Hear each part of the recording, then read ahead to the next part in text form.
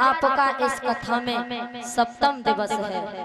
हमारे यहाँ नहीं, जहाँ व्यास नंदन श्री सुखदेव जी महाराज परीक्षित को कथा सुना रहे हैं, उस दिन अंतिम दिन 7वां दिवस था। आज सप्तम दिवस है। महाराज आपको कथा कैसी लगी? महाराज परीक्षित कहते हैं बहुत ही सुंदर सुंदर कथाओं का श्रवण कराया है आपने, बहुत ही आनंद आया प्रभु, मेरा कल्याण हो गया। तो व्यास नंदन श्री सुखदेव जी कहते हैं, हे राजन परीक्षित, हमने आपको भगवान कन्हैया की पहली शादी जो रुक्मिणी से हुई थी वहां तक कथा सुना दी है। अब आगे को उनका दूसरा विवाह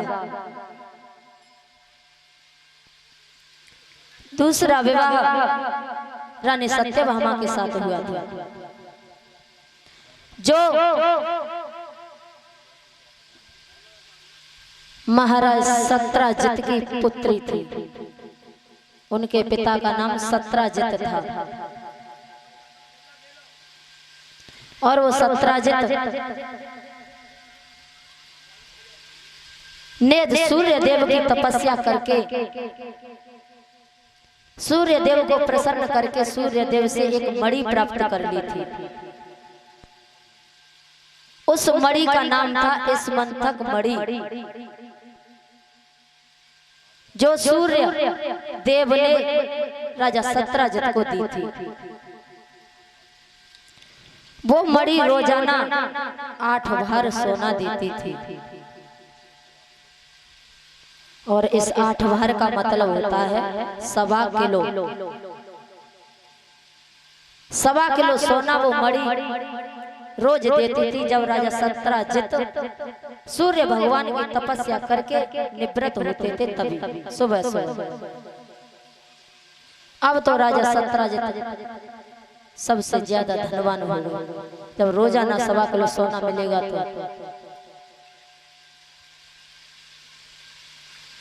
राजा सबसे ज्यादा धनवान हो गए। सभी पड़ोसी कहने लगे, अरे ये कहीं जाता नहीं है, कमाता नहीं है, घर में ही पड़ा रहता है, फिर भी इसके पास इतना धन कहां से आ रहा है।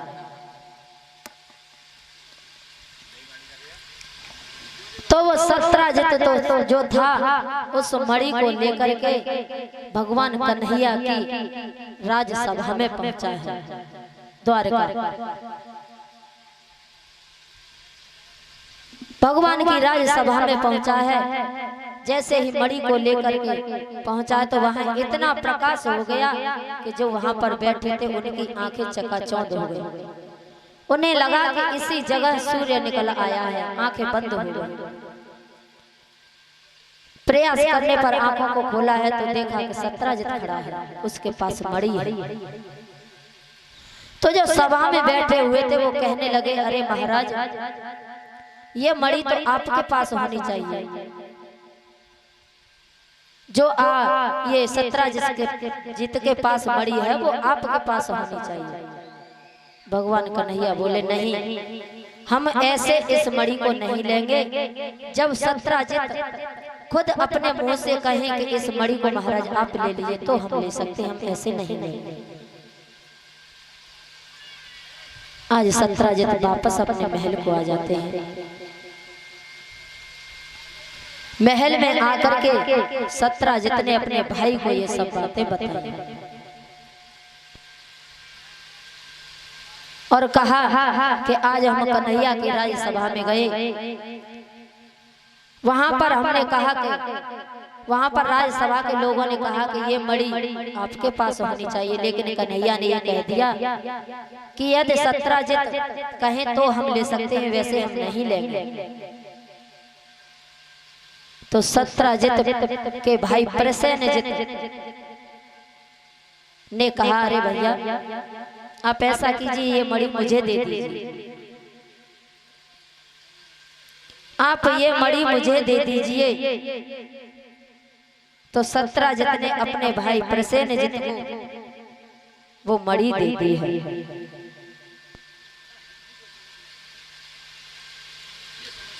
मणि दे दी है। तो आज प्रसेनजित मणि को लेकर के जंगल में घूमने के लिए गए हैं। जंगल में घूमने के लिए गए हैं मणि को साथ लेकर के, लेकिन वहां पर वो एक शेर का शिकार बन गई। प्रसेनजित एक शेर का शिकार बन गए और मणि शेर ले गया।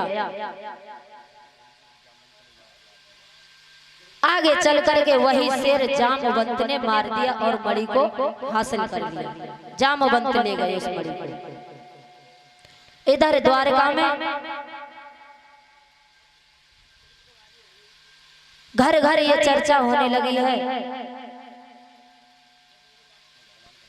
कि भगवान कन्हैया ने प्रसेनजित को मार दिया मणि के लिए। मणि पाने की खातिर प्रसेनजित को भगवान कन्हैया ने मार दिया। अरे ये कैसा राजा है, ये राजा तो बहुत ही बेकार है। इसने धन के लिए और दूसरों की हत्या कर रहा है। तो आज धीरे धीरे जब भगवान कन्हैया को ये बात मालूम पड़ती है कि हमारा नाम आ रहा है कि हमने प्रसेनजित को मारा है, यदि ऐसी बात है तो हम उसकी खबर लेने जाएंगे, उस मणि को खोजने जाएंगे कि कहां पर है। आज भगवान कन्हैया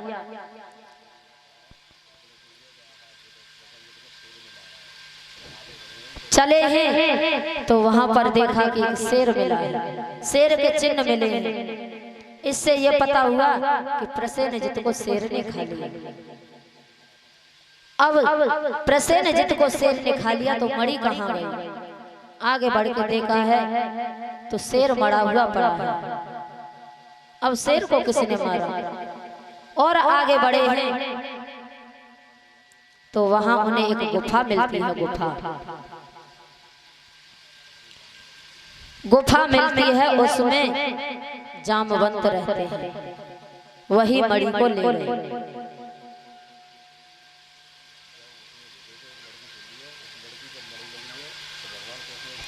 जब भगवान कन्हैया उस गुफा में प्रवेश करते हैं तो वहां पर एक लड़की खड़ी है।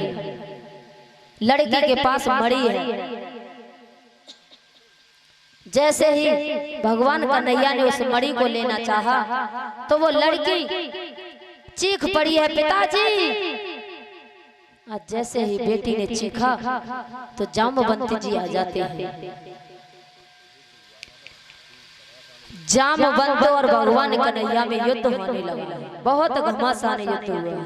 ये वही जामवंत थे जो त्रेता युग में भगवान राम की सहायता की थी। उस समय जामवंत जी ने ये कहा था कि हे प्रभु, मेरे तो इन हाथों की खुजली ही नहीं मिटी है, मुझे कोई ऐसा योद्धा ही नहीं मिला है। तो भगवान कन्हैया ने उसी समय कहा है कि हे जामवंत, द्वापर में जब मैं कृष्ण अवतार में आऊंगा तब आपके इन हाथों की खुजलियों को मिटाऊंगा। जामवंत और भगवान कन्हैया में 27 दिन तक युद्ध चला है। जामवंत को परास्त करके जैसे ही परास्त किया है भगवान कन्हैया ने, तो जामवंत ने पूछा है, आप कौन हैं? आप कौन हैं? आज तक ऐसा योद्धा नहीं हुआ जो मुझे हरा दे। बस एक ही हरा सकते हैं मुझे, पार ब्रह्म परमात्मा, और कोई नहीं हरा सकता है। तो आज भगवान कन्हैया ने अपने दर्शन दिए हैं। तो जामवंत ने विनय किया है, हे प्रभु, आप मुझे उसी रूप के दर्शन कराइए जो मैंने पहले देखे थे त्रेता युग में। तो आज भगवान कन्हैया ने अपने राम रूप के दर्शन कराए हैं। फिर से कृष्ण रूप में आकर के जामवंत ने कहा है कि हे प्रभु, आप इस मणि को ले जाइए और इसके पास जो मणि है उसे भी ले जाइए, यानी मेरी बेटी को जामवंती को ले जाइए। इस प्रकार से भगवान कन्हैया का दूसरा विवाह हुआ।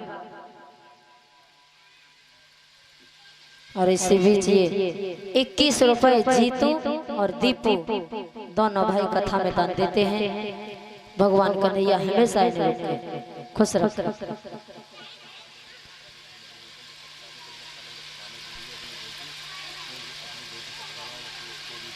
आज जामवंती और मणि को लेकर के भगवान कन्हैया जब वापस आते हैं सत्राजित के पास, तो सत्राजित को मणि देते हैं। मणि देते और कहते हैं सत्राजित ले लो अपनी मणि। तो सत्राजित ने कहा है प्रभु आप ऐसा कीजिए इस मणि को भी ले लीजिए और मेरी बेटी सत्यभामा है इसके साथ आप विवाह कर लीजिए। इस प्रकार से भगवान कन्हैया का तीसरा विवाह हुआ। और भी विवाह हुए हैं।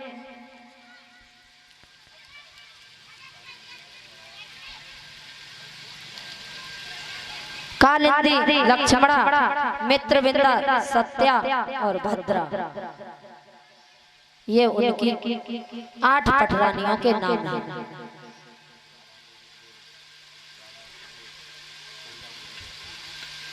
इस प्रकार से भगवान कन्हैया के 8 पटरानियां हैं। कहते तो ये हैं कि भगवान कन्हैया की 16,108 रानी।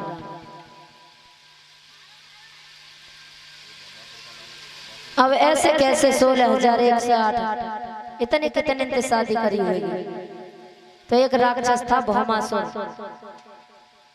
भौमासुर एक राक्षस था, उसने प्रण किया था कि मैं 20,000 कन्याओं को कैद करके जिस दिन 20,000 हो जाएंगे उस दिन मैं उन कन्याओं के साथ अपना विवाह करूंगा। उन कन्याओं ने भगवान की स्तुति की है, भगवान की शरण ली है। तो आज भगवान कन्हैया ने भौमासुर को मार करके उन कन्याओं को आजाद कराया है। उस समय उन कन्याओं की गिनती 16,100 थी। 16,100, 16,100। जैसे ही उन कन्याओं को बाहर निकाला है और कहा है कि हे देवियों आप अपने अपने घर जाओ। तो वो लड़कियां कहने लगी अरे प्रभु अब हम कहाँ जाएंगे, हमने तो आपका ही वरण कर लिया है। इस प्रकार से 16,100 रानियों से भगवान कन्हैया का विवाह हुआ। भगवान कन्हैया के 16,108 रानियां हैं। बोलिए गोविंद भगवान की, बोलिए राधे रानी की। आइए अब आगे कथा की ओर प्रस्थान करते हैं। भगवान कन्हैया के पुत्र का नाम था प्रद्युम्न और उनके नाती का नाम था अनिरुद्ध।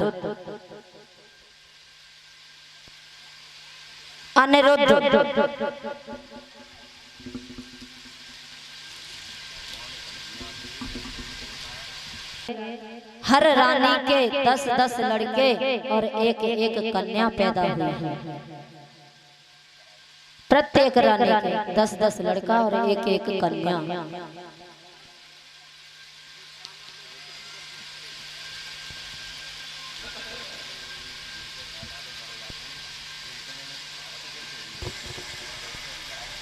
महाराज परीक्षित हमें तो जी चिंता है, हम तो एक दो और भगवान कन्हैया को इतना बड़ा कनवा भाई कहाँ थे खवा तुमको मेरी समझ में तो वे उसरा में कौन चरावे ले जाता है। अब हिसाब लगाइए महाराज 1,180,000 हो कहाँ ले जाते हो, कहाँ रखते हो।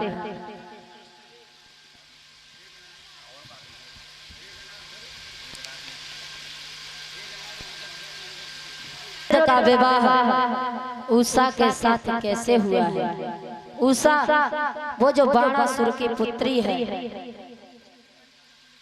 एलली राम जगेली मैं नवीला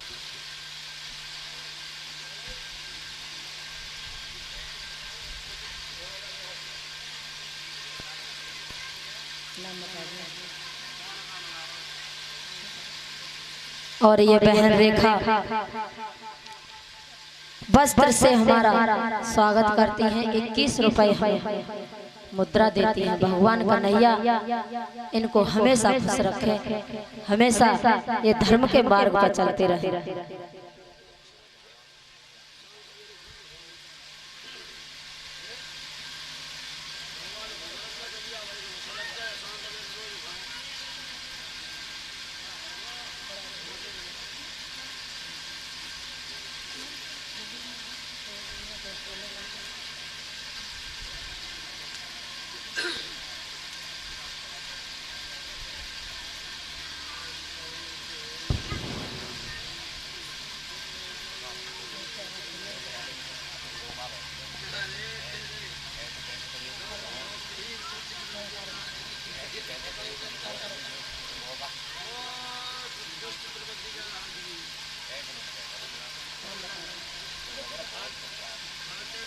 और ये गुप्त दान बता रही हैं, हम तो गुप्त दान दे रहे हैं। भगवान कन्हैया हमेशा इनको खुश रखे, ऐसे ही धर्म के मार्ग पर आगे बढ़ती रहे, यही भगवान कन्हैया से प्रार्थना है। बोलिए गोविंद भगवान की। उषा का विवाह अनिरुद्ध के साथ कैसे हुआ। बाणासुर सोड़ितपुर का राजा था, बहुत ही बलवान है। एक बार बाणासुर कैलाश पर्वत पर पहुंचा है। कैलाश पर्वत पर जाकर के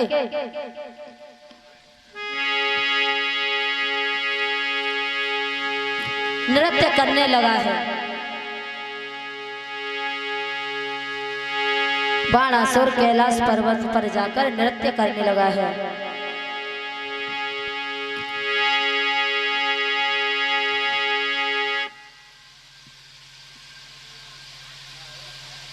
बाणासुर कैलाश पर्वत पर जाकर के नृत्य करने लगा है।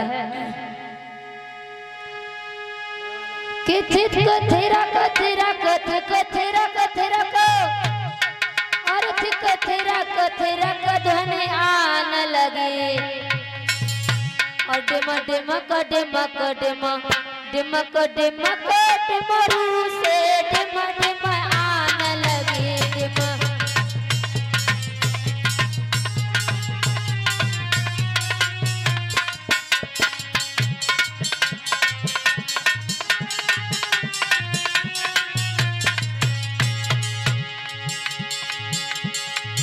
आज बाणासुर बहुत जोर से कैलाश पर्वत पर नाचने लगता है।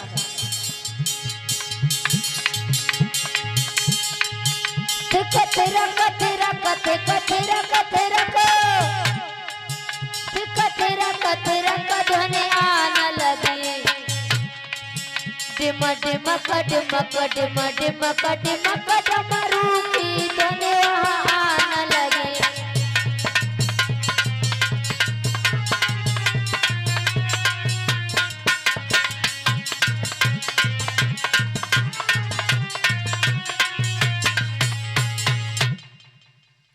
आज बाणासुर कैलाश पर्वत पर नाचने लगता है। नाचते नाचते इतना नाचता है कि भोले बाबा तो हंसते ही फिर। भोले बाबा बहुत जल्दी उससे प्रसन्न हो गए। उसके नाच को देख करके भोले बाबा खुश हो गए और आकर के दर्शन दिए और कहने लगे, अरे बाणासुर, हम आपके इस नाच से बहुत प्रसन्न हैं। आप ऐसा कीजिए, आप हमसे वरदान मांग लीजिए। बाणासुर कहने लगा, अरे हमने तो आपकी तपस्या नहीं की, फिर भी आप हमसे खुश हो गए। अच्छा आप खुश हो तो ऐसा करिए, हमें अमर कर दीजिए।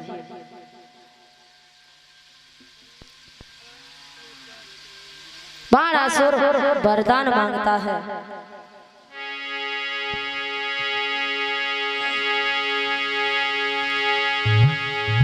कि मेरे बल को अक्षय कर दो और यह मेरी देह अमर कर दो।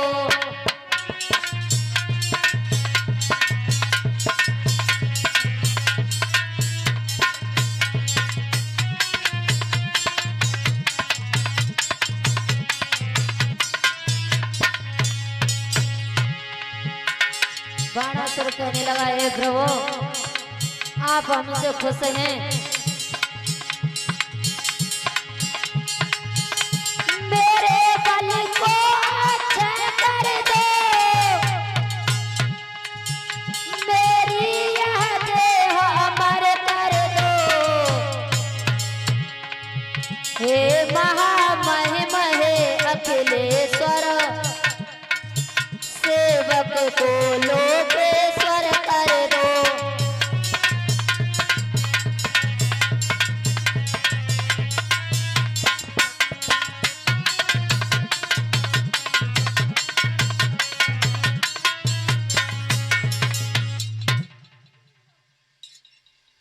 बाणासुर कहने लगा है भोले बाबा से,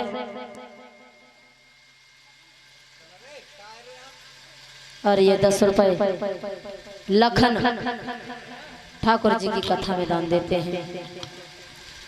बाणासुर कहने लगा, प्रभु मेरे इस शरीर को अमर कर दो और मुझे अच्छा बल दे दो।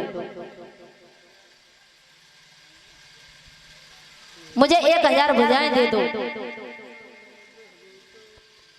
आज भोले बाबा ने उसे अमर कर दिया है। कहा है ठीक है ऐसा ही होगा। अब तो वो बल पा करके इधर उधर हाथ फेंकने लगा, पहाड़ों को फोड़ने लगा। भोले बाबा से कहने लगा, ए मुझसे युद्ध करो।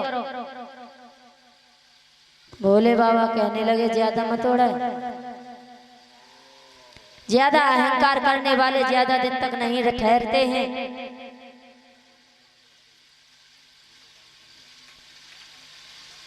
बाणासुर कहने लगा है,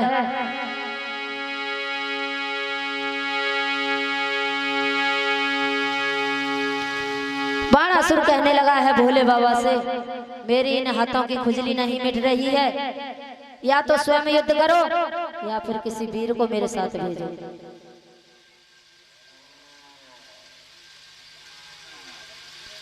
नहीं तो आप ही आ जाओ युद्ध करने के लिए। भोले बाबा कहने लगे, अरे मूर्ख,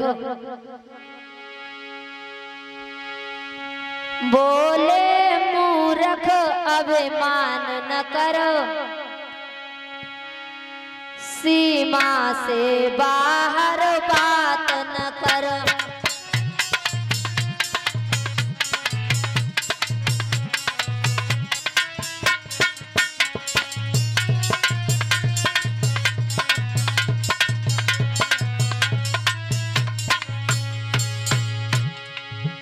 भोले बाबा कहने लगे, अरे मूर्ख, इतना अभिमान मत कर, सीमा से पार न जा।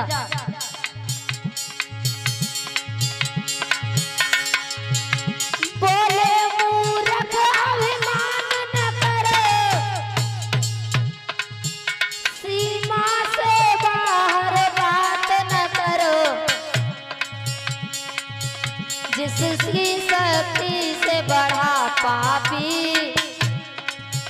जिसकी शक्ति से बढ़ा पापी, उसके ऊपर आघात न करो।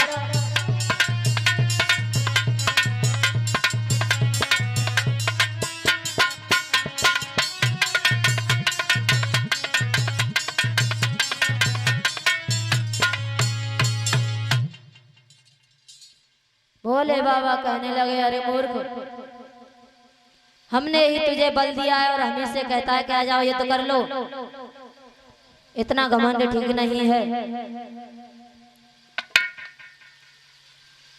मैंने तुझे अमर बना दिया है, मैं चाहूं तो तुझे यमपुर भी पहुंचा सकता हूं, लेकिन मैंने तुझे बढ़ावा दिया है, मैं अपने वचन को झूठा नहीं होने दूंगा। भोले बाबा ने कहा ये ध्वजा ले जा, ध्वजा अपने महल के ऊपर लगा देना, और जिस दिन ये ध्वजा तेरे महल से गिर जाए, झुक जाए, तभी तू ये समझ लेना कि मेरे हाथों की खुजली को मिटाने वाला कोई वीर आ गया है। आज बाणासुर उस ध्वजा को लेकर के खुशी खुशी अपने महल में आ जाता है। सुबह सुबह रोजाना जागता है तो उस ध्वजा को ही देखता है कि अभी नहीं झुकी, अभी तो खड़ी है, अभी कोई नहीं आया है मेरे हाथों की खुजली को मिटाने वाला।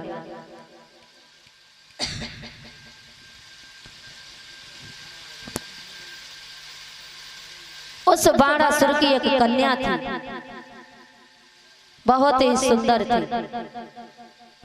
जिसका नाम उषा है। उषा आज कन्या महल में बड़ी हुई है, तो बाणासुर ने सोचा कि हम इस कन्या को घर में नहीं रखेंगे, ऐसा करते हैं इसे भोले बाबा के कैलाश पर्वत पर भेज देते हैं। वहां जाकर ये नृत्य कला सीख लेगी, शिक्षा सीख लेगी। ये विचार करके भोले बाबा के पर्वत पर बाणासुर ने अपनी कन्या को भेज दिया नृत्य सीखने के लिए।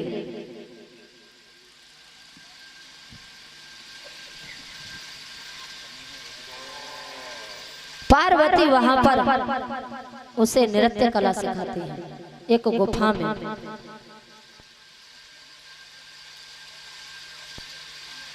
पार्वती मैया उषा को नृत्य कला सिखाती है गुफा में। एक दिन की बात, पार्वती मैया उषा को नृत्य कला सिखा रही थी, तो उषा को वहां पर उस गुफा में नींद आ जाती है। कला सीखते सीखते नींद आ जाती है और उषा उसी गुफा में सोती हुई रह जाती है। वहां से पार्वती मैया उठ करके बाहर कैलाश पर्वत पर आई है। बाहर आ गई मैया, और जब उषा की आंखें खुली हैं तो उसने देखा कि वहां तो पार्वती मैया नहीं है। मैया को ढूंढा उस गुफा में, लेकिन पार्वती मैया नहीं है। तो आज मैया पार्वती को ढूंढते हुए वो उषा गुफा से बाहर आई है। गुफा से बाहर आई है उषा, तो उसने क्या देखा है?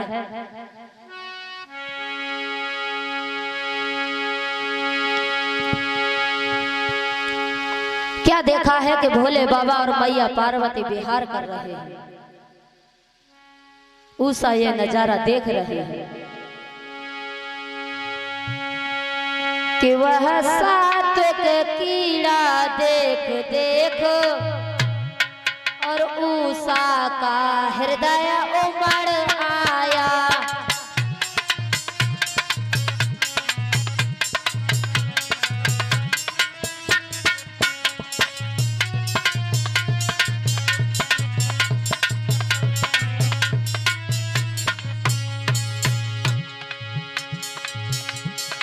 आज भोले बाबा और पार्वती को जैसे ही देखा है तो उषा के मन में विचार आने लगे। वह सात्विक क्रीड़ा देख देख उषा का हृदय उमड़ आया। कुछ यौवन रंग उमड़ आया, कुछ भाव काम का चढ़ आया।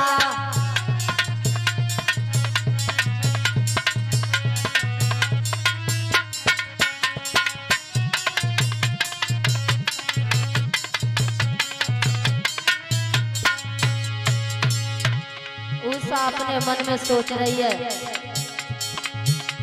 भोले बाबा पार्वती को देख करके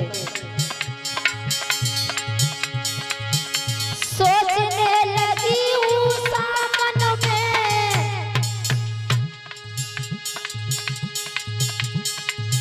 यदि मेरी शादी हो जाती तो मैं भी अपने प्रियतम को हंस हंस के गले लगाए लेती।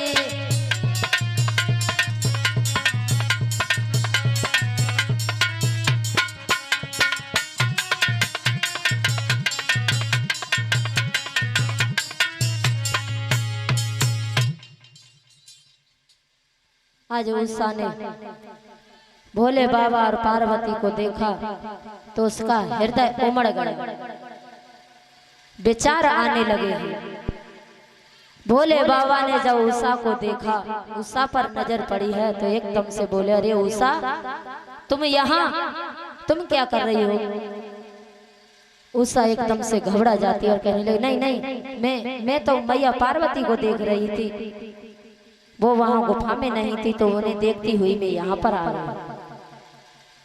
आज भोले बाबा ने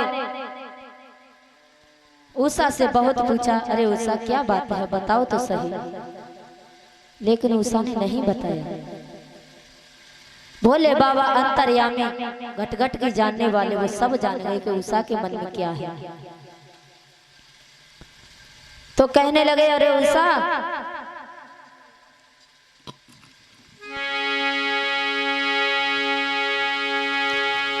कि सर्वज्ञ वेद वो समझ गए और बोले वह सूरज रात होगी।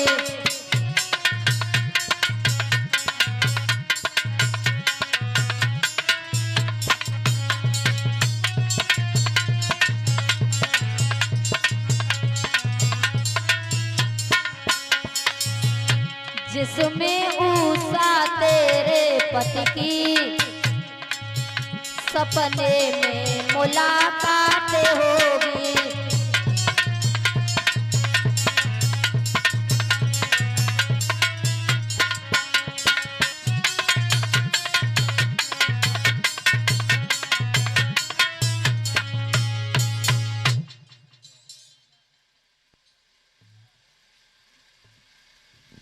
और ये 11 रुपए श्रीमती राम देवी ठाकुर जी की कथा में दान देती हैं। भगवान कन्हैया हमेशा इनको खुश रखे।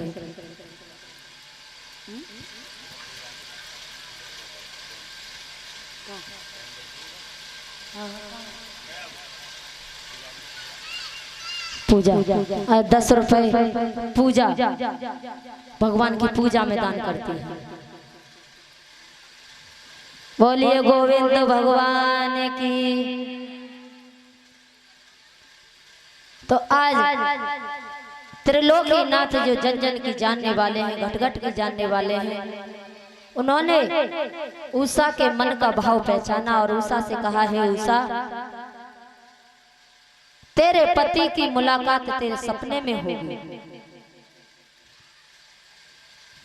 आज उषा की शिक्षा पूर्ण होती है।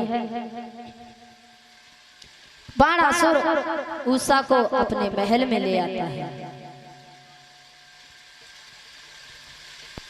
अपने महल में ले आता है तो उषा के लिए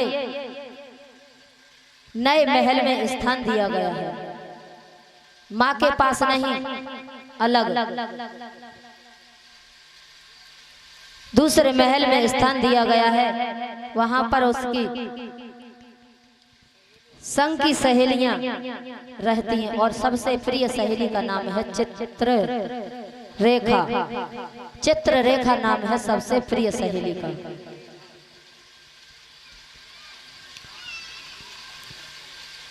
तो उषा अपने महल में आई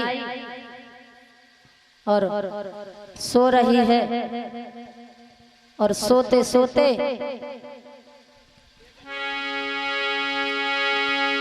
कि सोते सोते एकदम चौंके उठी वह बाला,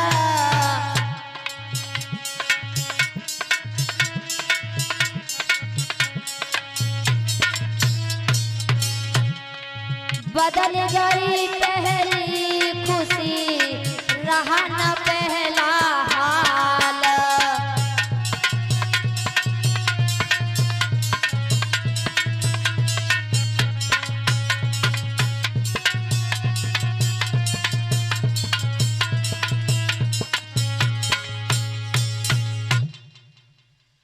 एक दिन उषा सोते सोते एकदम से अचानक से घबरा कर उठ जाती है। पता नहीं क्या खुशी मिली उसे, उसका अंग प्रफुल्लित हो गया है।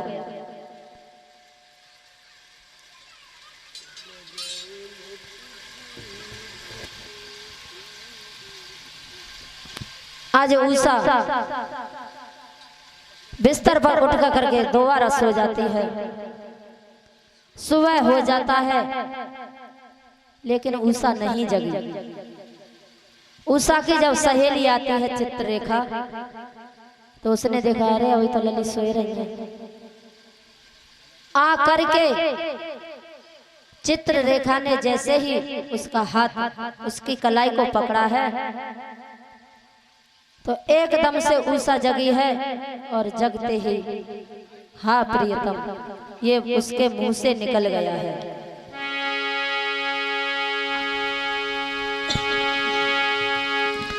कि इस परस सखी का होते ही और मानो दिल का दम निकल गया। सहसा आंखें खुलते खुलते हाँ